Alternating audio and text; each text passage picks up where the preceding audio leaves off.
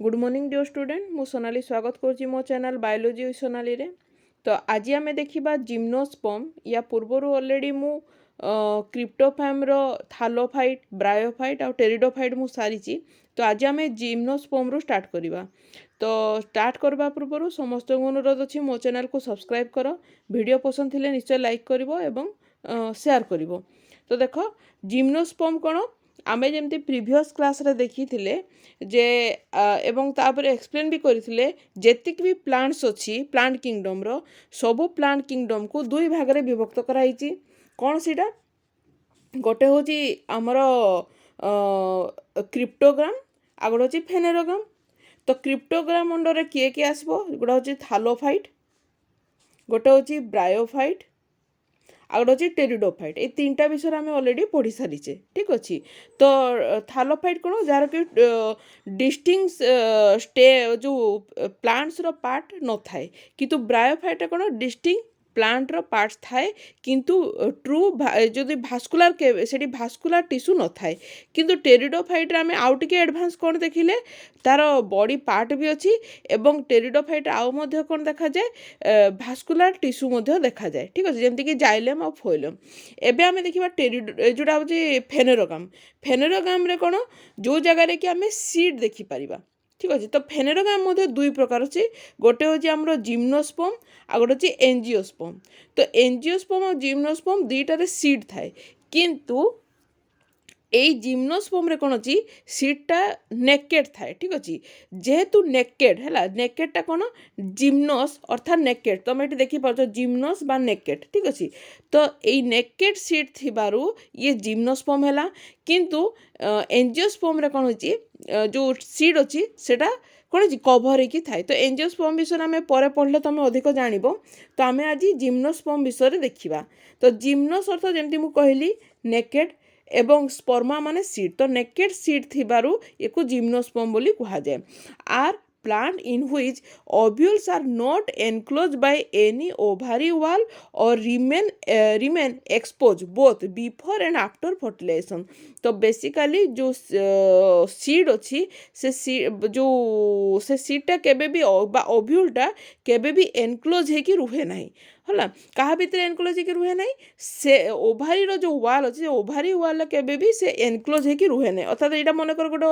रहा तो ओभारी बा सीड रहा तो या चारिपटे एनक्लोजटा नहीं ठीक अच्छे यहाँ नहीं है तेणु ये कौन हम ये एक्सपोज है कि केतेबेले बिफोर भी हो बा आफ्टर भी हो फर्टिलाइजेशन पूर्वर हो बा परे भी हो सब एक्सपोज होना थाए तेणु एक जिम्नोस्पर्म बोली कहा जाए। The seed that develop post fertilization are not cover that is are naked. Gymnosperm include medium size tree or tall tree and shrub. तो बेसिकली क्या को लेकिन जिम्नोस्पर्म बेसिकली जोटा आम मीडियम साइज रो ट्री है किंबा टॉल ट्री है किंबा श्रब मान को लेकिन। तो तार एग्जांपल आम ये देखीदे डायग्राम रे तुम एग्जांपल थी ठीक अच्छे। तो बेसिकली देख यही प्रकार देख गछ ये तुम जो तुम स्क्रीन जो प्रकार सब गछ सब देखुच है। तो देख साइकास पाइनस आउ जोड़ा हूँ जिंको देख प्रथम गछटा हूँ साइकास तापर पाइनस तापर देख यहाँ आम कौन जानले जिंको ठीक अच्छे। तो यही गछ गुड़ाक सब हूँ आम जिम्नोस्पर्म अंडर जी तेणु गछर एग्जांपल गुड़ाक भल कि मन रखी थी।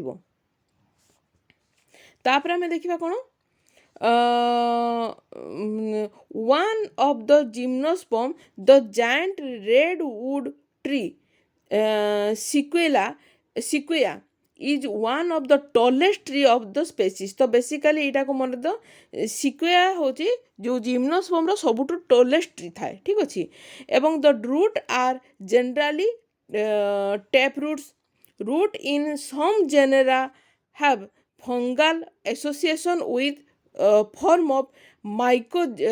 माइकोरिजा बा पाइनस। तो पाइनस रे कौन जो तांकर जो रूट रे अच्छी फंगाल कौन हुए फंगाल एसोसिएशन होगी रुहे अर्थात कौन होता है फंजाई माने एसोसिएट होगी से प्रकार रूट्स रही था ठीक अच्छे while of the some other जमती कि साइकास को नहीं जाम small specialised root called coralloid root are associated with nitrogen fixation cyanobacteria तो यहाँ मेन पॉइंट देख बहुत टाइम क्वेश्चन भी आसे जे साइकास गोसर जो रूट अच्छे कोरालोइड रूट बोली कहुए है यहाँ बहुत टाइम क्वेश्चन भी पचारे जे कोरालोइड रूट कौटी थाए कौ प्रकार गचर कोरालोइड थाए से ऑप्शन दे तुम विभिन्न प्रकार गच दे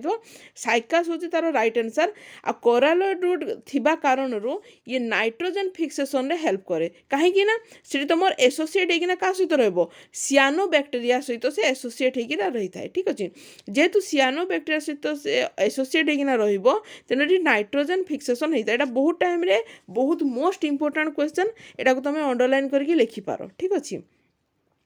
तापर देख द स्टेम आर अनब्रांच्ड जो कि साइकास हो और ब्रांच पाइनस हो कि सेड्रस हो तो यही प्रकार अनब्रांच होना साइकास रे थाए कि ब्रांच होना कौटी रहिबो पाइनस हो बा सेड्रस रे हो the leaves may be simple or compound in Cycas the pinnate leaves persist for a few years. The leaves in gymnosperm are well adapted to withstand extreme of temperature, humidity and wind. तो basically जो तार जो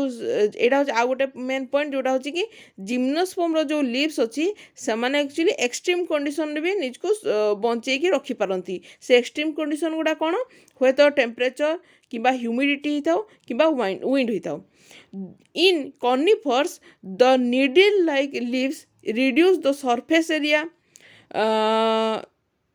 तापर देखो their thick cuticle are sunken stomata also help to reduce water loss तो basically आम जान जो क्यूटिकल थाए से क्यूटिकल कौन करे क्यूटिकलटा बेसिकली तुम जान क्यूटिकलटा कौन स्टोमाटर जो कभरिंग आम क्यूटिकल थाए एवं से क्यूटिकल मेन फंक्शन कौन वाटर लॉस को से अटकई तो ए बेसिकली क्यूटिकल जेहेतु मोटा होना थाए ये वाटर लॉस बा एक्सेस ऑफ वाटर को से ट्रांसपिरेशन रु रक्षा करि थाए ठीक अच्छे तो ये तो आम एग्जांपल देखिले एबे अधिक जानिबा देखो द जिम्नोस्पर्म आर हेट्रोस्पोरस तो बेसिकली तार दी अलग अलग स्पोरस थिबार ताको हेट्रोस्पोरस बोली कहा जाए they produce haploid microspore and megaspore तो माइक्रोस्पोर कौन मेल गेमेट को माइक्रोस्पोर कहा जाए एवं फीमेल गेमेट को मेगास्पोर बोली कहा जाए तो से माने दी प्रकार स्पोर को फॉर्मेशन करि थांती माइक्रोस्पोर एवं मेगास्पोर देखो the two kinds of spore are two kinds of spore are produced within sporangia तो एक मन रखी था जो बेसिकली स्पोरटा कौ जगार प्रोड्यूस होता है स्पोरांजिया भितर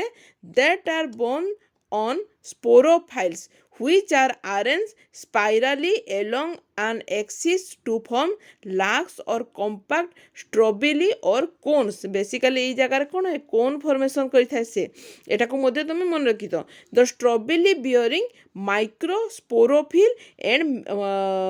माइक्रोस्पोरांजिया तो बेसिकली जो स्ट्रॉबेली अच्छी स्ट्रॉबेली रे थाए माइक्रोस्पोरोफिल मध्ये थाए आ माइक्रोस्पोरांजिया मध्ये थाए आर कॉल्ड माइक्रो स्पोरांजिएट है और मेल स्ट्रॉबेली ताको मेल स्ट्रॉबेली मध्य कहा जाए माइक्रो अच्छी माने सेटा होची मेल स्ट्रॉबेली हितबो the microspore develop into a male gametophyte generation which is highly reduced and is confined to only a limited number of cells तो basically at limited number of cell थाए जेन ताको microspore बोली कहा जाए this reduced gametophyte is called pollen grain तो basically यही जो रिड्यूस गैमेटोफाइट को पोलेन ग्रेन बोली कहा जाए बा जोटा को जोटा माइक्रोस्पोर जो थाए सेटा होची रिड्यूस फॉर्म रे थाए तेणु एको पोलेन ग्रेन मध्ये कहा जाए the development of pollen grain takes place within the microsporangia the cone bearing megasporophyll तो बेसिकली ये मन तो कोन रे कौन होता है मेगास्पोरोफिल मध्ये थाए विथ ओव्यूल और मेगास्पोरांजिया तो बेसिकली कोन भितर कौन थाए मेगा स्पोरांजिया थाए बा मेगास्पोरोफिल थाए ठीक अच्छे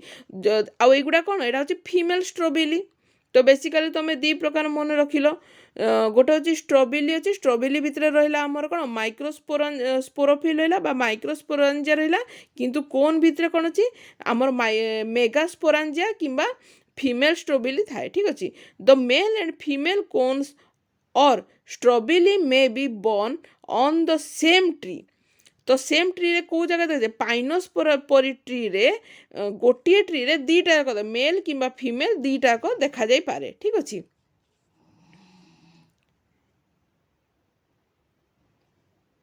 तो देखो हाउएवर इन साइकास मेल कोन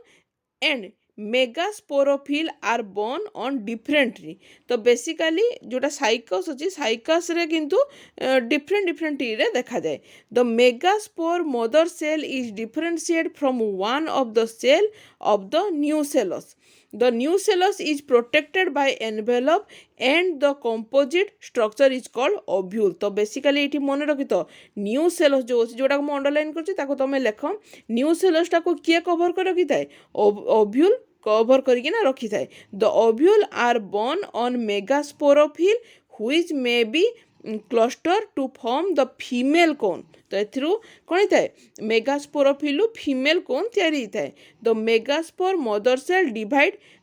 मेयोटिकाली तो बेसिकली जो मेगास्पोर कौन करे से अर्ध विभाजन करता है मेयोटिकाली सेल डिवीजन करता है to form 4 megaspore basically meiotically cell division करकिना गोटे मेगास्पोर मदर सेल रु 4टा मेगास्पोर तैयारी करिथाए one of the megaspore enclose within the megasporangium develop into multicellular female gametophyte that bear 2 or more archegonia or female sex organ तामने कौन बुझिल जितेबाला जोटा mitotically megaspore mother cell mitotically cell division कला से 4टा तुम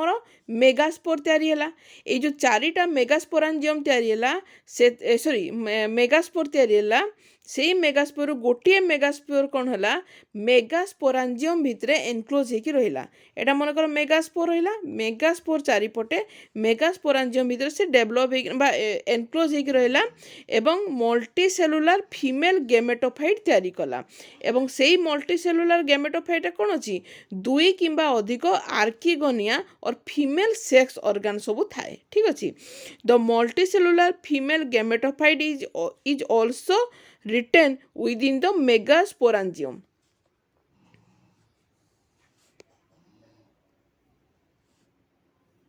तापर देखिबा unlike bryophyte and pteridophyte in gymnosperm the male and the female gametophyte do not have an independent free living existence तो बेसिकली आमे ब्रायोफाइट रे जानिथिले जे सेमानकर मेल गेमेटोफाइट हो बा फीमेल गेमेटोफाइट हो सेमानकर फ्री लिविंग सेमाने करि पारंती किंतु जिम्नोस्पर्म केस रे एमाने फ्री लिविंग करि पारंती नाही they remain within the sporangia retain on the sporophyll तो बेसिकली माने स्पोरांजिया भितर ही रुहंती ठीक अच्छे the pollen grain is release from the माइक्रोस्पोरांजियम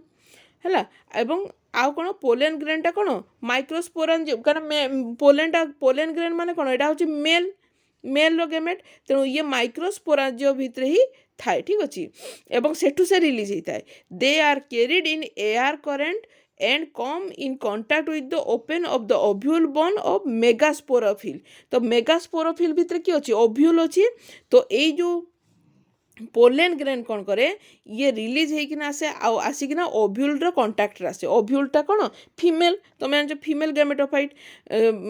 female gamete the pollen tube carried ये जो ओव्यूल कौन है पोलेन ग्रेन पोलेन ट्यूब थाए से पोलेन ट्यूब कौन करे ये जो मेल गेमेट को से कौन करे ग्रोस टुवर्ड्स आर्किगोनिया से आर्किगोनिया आड़ को नहीं आसे in the ovule and discharge their content जो से जो कंटेंट है जहाँ को से धरिकी आसी थाए ताको से छाड़ी दिए एवं near the mouth of the archegonia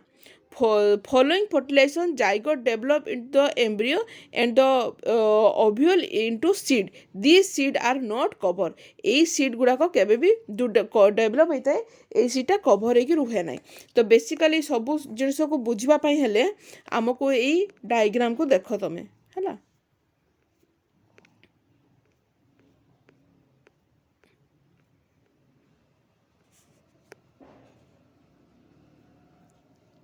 देख এইটা তো যে সরি এইটা তো এঞ্জিওস্পর্মর ডায়াগ্রাম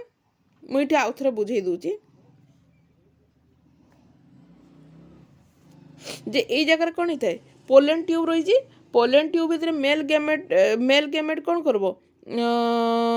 ସେ କ'ଣ କରିବ ମେଲ୍ ଗେମେଟ୍କୁ ସେ କ'ଣ କରିବ ମନେକର ଏଇଟା ହେଉଛି ପୋଲେନ୍ ଟ୍ୟୁବ୍ ଏଇଟା ହେଉଛି ଫିମେଲ୍ର ହେଲା ଫିମେଲ୍ର ଏଇଠି ହେଉଛି ପୋଲେନ୍ ଟ୍ୟୁବ୍ ତ ଏଇ ଜାଗାରୁ ସେ କ'ଣ କରିବ ମେଲ୍ ଗେମେଟ୍କୁ ସେ ତାର ଛାଡ଼ିବ ତଳକୁ এইটি ওভ্ୟୁଲ୍ ଅଛି ଓଭ୍ୟୁଲ୍ ସହିତ କ'ଣ କରିବ ସେ ଆସିକି ଆଟାଚ୍ ହେବ ହେଲା ଆଟାଚ୍ ହେଇକି ଏଇଠି ଫର୍ଟିଲାଇଜେସନ୍ ହେଲା ପରେ ଜାଇଗୋଟ୍ ଡେଭଲପ୍ ହେବ ହେଲା ତ ଏଇଟା ହେଉଛି ତାର ବେସିକ୍ ସିନାରିଓ ଠିକ୍ ଅଛି ତ ଏଇଟା ହେଲା ତୁମର କ'ଣ ଜିମ୍ନୋସ୍ପର୍ମର ଟୋଟାଲ୍ ଜାଣିଲ ତ ନେକ୍ସଟ କ୍ଲାସ୍ରେ ଆମେ ଏଞ୍ଜିଓସ୍ପର୍ମ ବିଷୟରେ ପଢ଼ିବା ତାପରେ ମୁଁ ଡାଇଗ୍ରାମ୍ ବିଷୟରେ ଯେତେବେଳେ ବୁଝେଇବି ତୁମେ ଅଧିକ ଜାଣିପାରିବ ଆଜି ପାଇଁ ତ ଏତିକି ଥ୍ୟାଙ୍କ ୟୁ